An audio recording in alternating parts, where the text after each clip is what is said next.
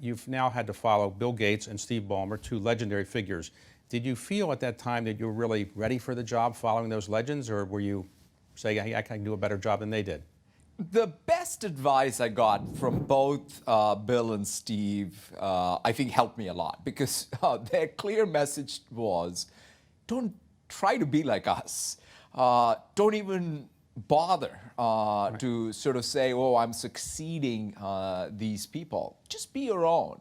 In fact, I remember very distinctly, even during the interview process, this is for the board was conducting, they asked me, hey, do you want to be the CEO?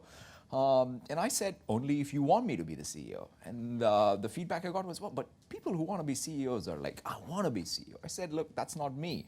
And I remember going and talking to Steve, and he says, yeah, just be yourself. It's too late to change. Since you've been the CEO, 3.5 years, the stock is up about, I guess it's about 120%. When you go to your annual shareholder meetings, do you get a standing ovation for what you've done? No, I get a lot of people asking me, hey, look, come home and fix my computer. Okay.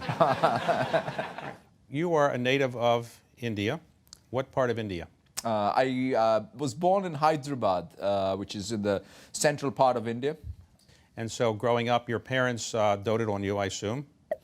Yeah, they did. And they told you were going to be Prime Minister or something important in the country? What did they want you to be? They just wanted me to stop playing cricket and take my studies a little more seriously. Now, you were an avid cricket player, is that right? Yes, that is correct. I was in love with it, yeah. And when did you realize you weren't going to be a professional cricket player? Pretty soon.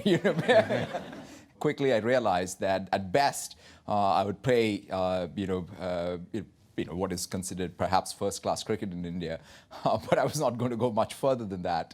But then that's when my dad, in fact, I remember one of the big decisions that changed my life was, my entire outlook was so provincial when I look back at it, which is, hey, I want to stay in Hyderabad, maybe study economics and political science and work for a bank. That was about the extent of my ambition. And he looks at me and he says, what are you doing? You got to get out of this place. And so he pushed me out to get to an engineering school, and that pretty much, of course, defined the trajectory afterwards. Your father was a member of the senior civil service, which is an important position, I guess, in India. Is that right? Yeah, my dad was a very different guy than me in terms of, let me say, his academic prowess. So it is always humorous, which you look at my report cards and he says, oh, I don't understand how anybody can have these kind of marks. But the nice thing about it was he would say it in such endearing ways that it never made me feel bad. You mean the marks weren't high enough or weren't? Not high enough. They weren't high enough. Because, yeah, the guy had never met an exam he didn't ace, as he would say. Okay.